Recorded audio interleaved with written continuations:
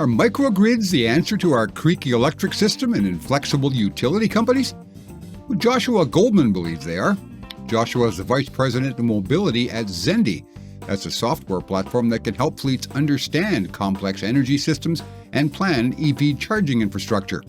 I'm Jim Park. This is HTT Talks Trucking.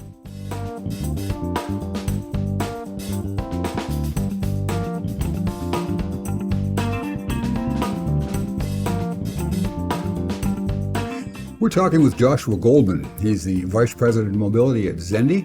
When we come back after the break, we're going to talk about how Xendee can help your company figure out whether or not the microgrid is the right solution. I'm Jim Park. This is HTT Talks Trucking. We'll be back right after this. Time is money, and that's why CatScale built the Weigh My Truck app. Your drivers can complete their entire weigh without ever leaving the cab. They'll see their weights on their mobile device or tablet, and scale tickets can be automatically emailed to you. With a fleet profile, you can save back office time as well. No driver reimbursements. And you'll have access to report data. Find out more at weighmytruck.com. Joshua Goldman, Vice President of E-Mobility for Xendee. Thanks for joining us today on HTT Talks Trucking. Good to have you, sir. Thank you, Jim. It's nice to see you again and be here with you. You and I go back a few years. We do, Jim. I was just reminiscing with you as you walked by our Xendee booth about when we first met 8 years ago. And one of the best values I've ever gotten out of a conference was paying $1,000 to have a early prototype electric semi-truck on a ProStar chassis at, I think it was some of the early ACT Expos. It was in Anaheim. Long Beach. Actually Long Beach. Yep. It was at the Long Beach Convention Center. I can visually remember being parked there on the side of the convention center, and you walked up and say, "Hey, how can I put some GoPros on this thing and we go drive around town?" Well, I remember that particular truck. 80 miles to 100 miles was about the advertised range. Now, it was a very early prototype, and now we're looking at 300 in some cases. It's really neat, but they've also gotten heavier and a little more expensive along the way to get to that range, but they're at least OE grade. Yeah.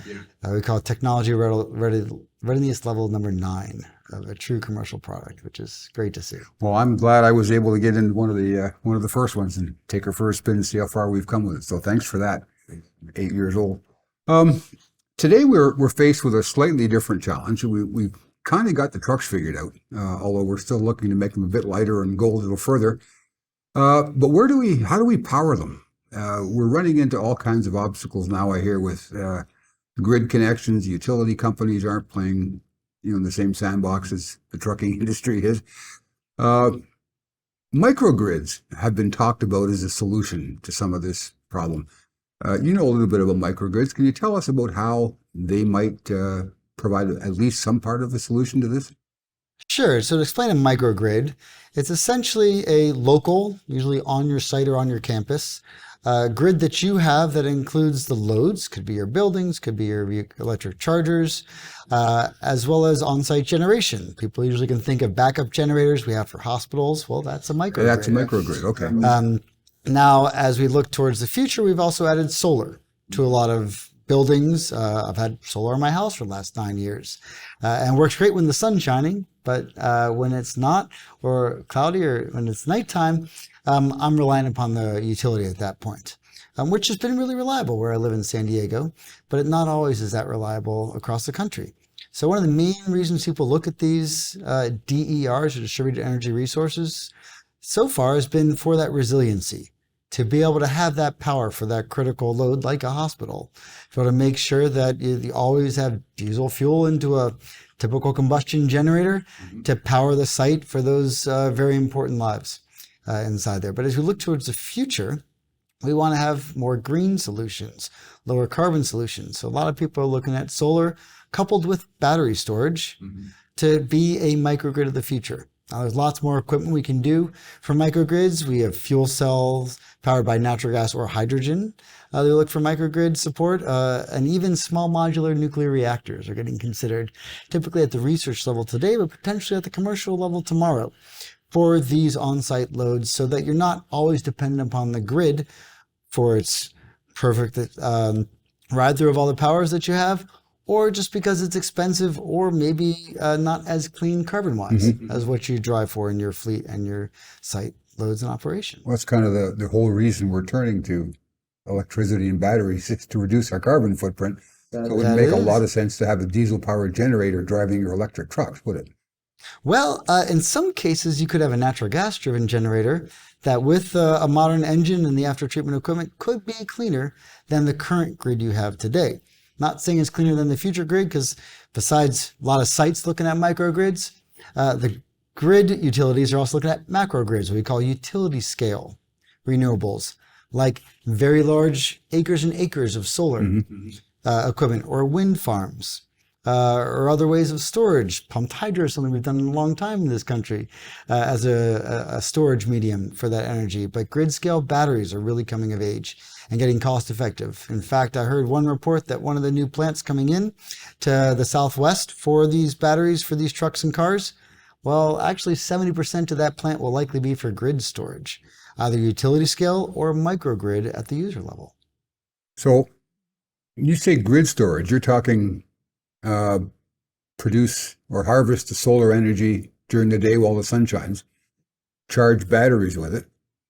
At night when the sun's not shining, reverse the flow, pull the energy back out of the batteries and send it into the grid or wherever else you need it. That's That's the correct. idea? So most microgrids are for the actual loads on site. So let's say you're a cold storage facility outside LA. You might already have solar on board because it made economic sense for you to do so. And with the early tariffs over the last 10 years, you started with what's called net electric metering, or NEM 1, then NEM 2, then NEM 3 is now in effect.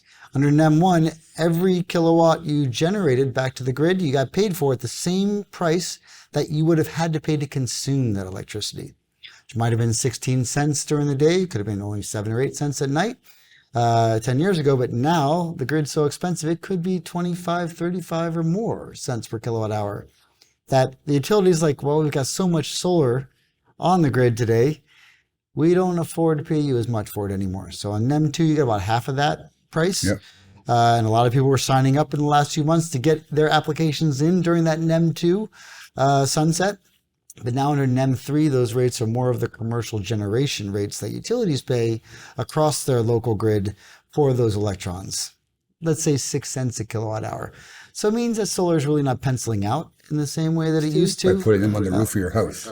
Or on the roof of your warehouse. Okay, even if commercial scale. But when you couple that with batteries, and now you're able to have your sun shining during the day, going into your on-site storage with your battery, and then use your battery in the late evening when electricity can be most expensive, especially here in the Southwest, because no more solar, but lots of load from not only the trucks pulling in to charge or the warehouses trying to keep their refrigerated goods cool, but my kids coming home and wanting to play on their Xbox.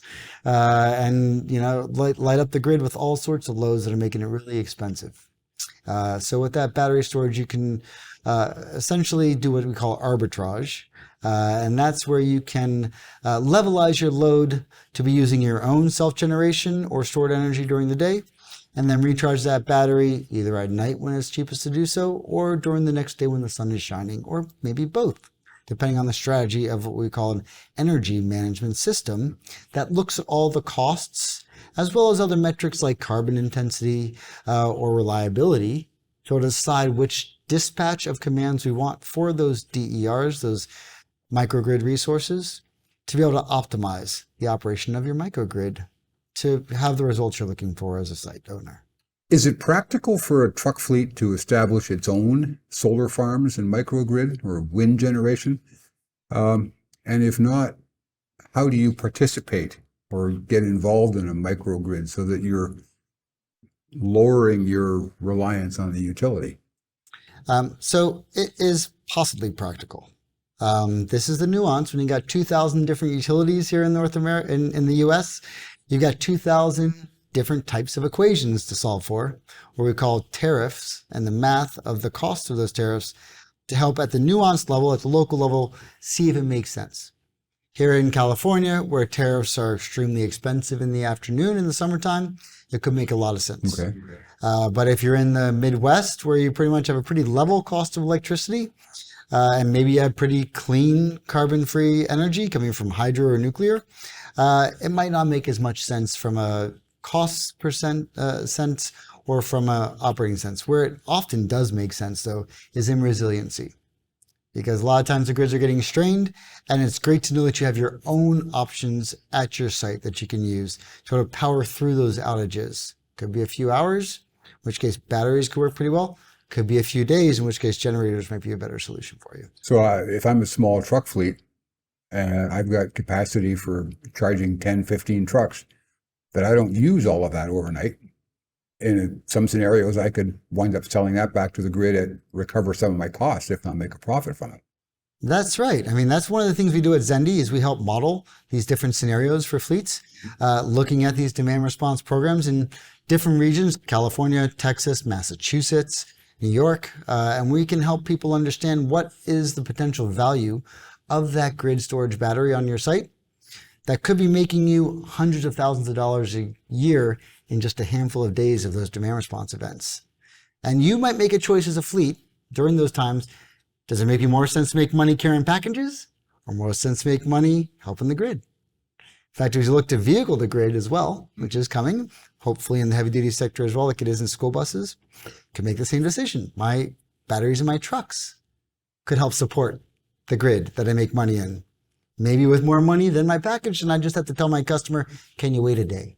I'm willing to make it a cheaper package delivery for you if you let me use my truck for this other purpose. Well, what is Xendee, Joshua, and why should we get to know that name?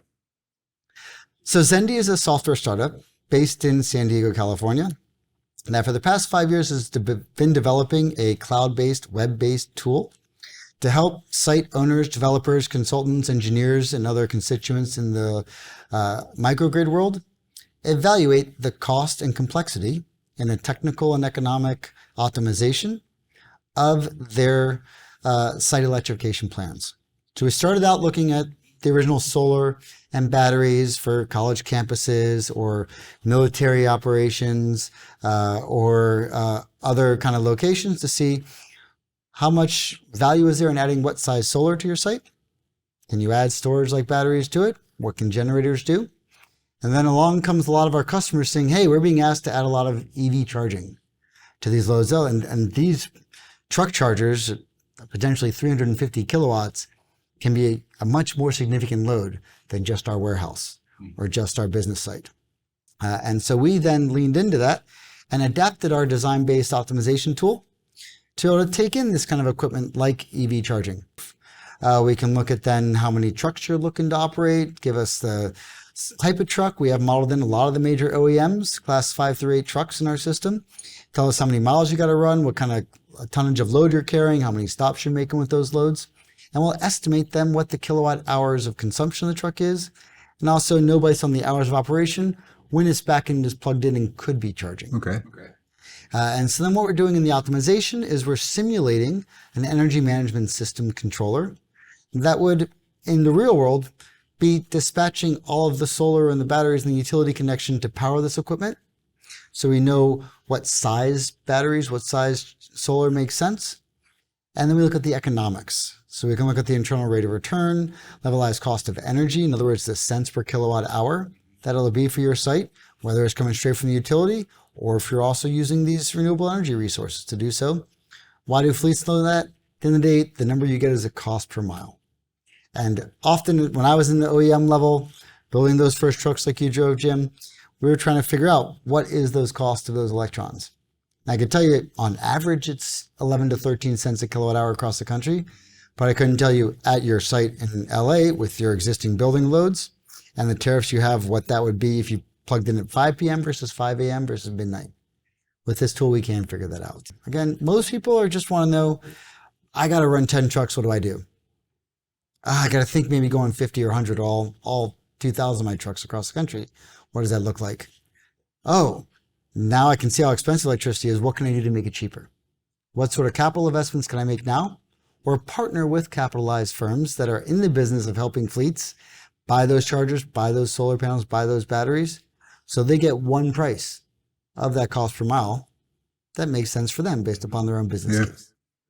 One of the things that I've gleaned from the discussions I've had, that everybody tells you, plan ahead, plan for future growth.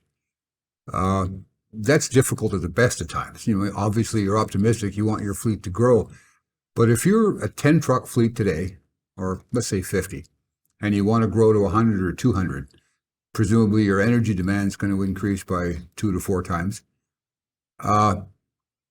How do you plan for that? Not just the consumption, but the installation of the infrastructure necessary, chargers, cabling, connections to the grid. All that, you don't want to dig up your parking lot every 2 years when you add 20 more trucks. So thank you. One of our features we call a multi-year approach.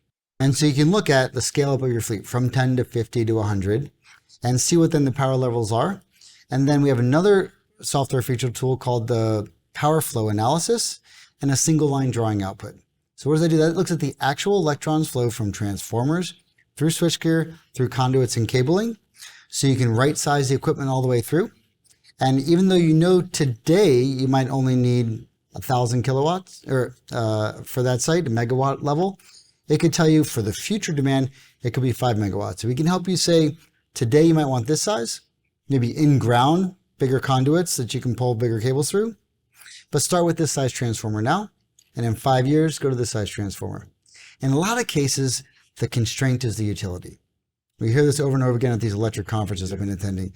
Talk to your utility early and often and help them along the way for their capacity analysis that they're working on. Well, you can take it also into your own hands by what I'm calling a phased approach to your electrification journey.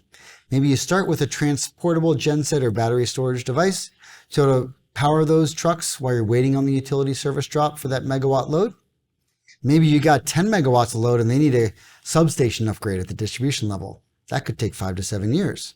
So now you can plan the equipment that you can run today, maybe with temporary on-site generation, even cleaner than it might be in the grid today, which could make CARB happy. But then move that equipment to your next site that is further along the timeline for your capacity integration from the utility substation feed. But what is utility looking for the most? What is your load factor? Most importantly, what are your kilowatts and what are your kilowatt hours for feeding your fleet? So they can project that out as they build out their own substations, for not just from you, but from all the other customers. Well, yeah, because if you're one electric fleet, you're going to have several others around you. And the utility is going to be going, okay, how many more people are going to flip the switch on us in the next 5 to 10 years? My guess is if you're not in soon, you're going to be waiting a long time. And you might be paying for it too, because sometimes that last person in that just made that substation upgrade, they're the ones that have to pay for it. Give us a couple of tips then for a would-be small fleet, 10 to 50 trucks, planning to electrify in the next 2 to 5 years. What would you be doing if you were in that CEO's shoes? Well, first, most important, tell me your operation. Tell me what your fleet plan is. Tell me what your thoughts are for conversion from combustion fuels into electrification, if that is your journey. It might not be, but even if you're considering it, it's worth a study. And for hundreds of thousands of dollars, you can save yourself millions and millions of dollars in the future by studying this today. Find companies that are willing to help you in this journey. Could be Xendee. A lot of our clients are firms that are helping their local constituents do these evaluations using the Xendee tool. And of course, contact your utility, make a relationship there, just like you have a relationship with your fuel providers today. Okay. And then start to dream a little bit. Kind of vision your yard of the future. I love that exercise. Think about what it might look like where you've got these electric trucks throughout your yard running these kind of loads for your customers that are demanding that low carbon footprint. Does it look like it has solar on top? Are you thinking of battery storage? Are you thinking of other equipment on site besides the trucks that you're trying to electrify? What are your pumps, your forklifts, your yard tractors? As you build it out, anything with a tailpipe today, there are grants available likely to help you make that thing electric or zero emission hydrogen right now. And I always recommend investigate the carrot approach before the stick comes, because it could be much more affordable to do so now than when you're forced to do it later. Well, Joshua, thanks for that. Appreciate you bringing your insight to the table. That's a fascinating discussion. I learned a lot. I hope somebody else did, but we got a long way to go, and discussions like this are going to help us get there, I think. Jim, I appreciate your time. It was great to see you again, and thank you for this opportunity. Appreciate it, sir. I've been speaking with Joshua Goldman, the Vice President of Mobility at Xendee. We spoke at Bobbitt's Fleet Forward Conference in Santa Clara, California back in early November. If you're watching this on YouTube, don't forget to hit that subscribe button and leave us a comment. Do you think microgrids might accelerate the adoption of heavy-duty BEVs? Let us know in the comment section down below. The digital version of HDT has lots more coverage on the emerging BEV industry. You can find us at truckinginfo.com. I'm Jim Park. Thanks for watching.